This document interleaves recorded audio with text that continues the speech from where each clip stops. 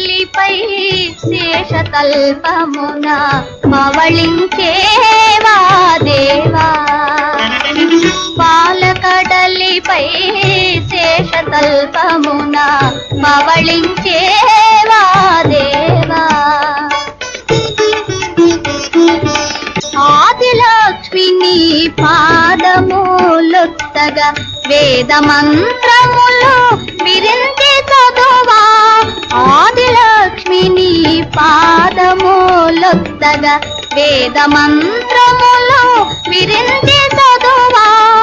నారదాది ముని ముఖ్యులు చేరి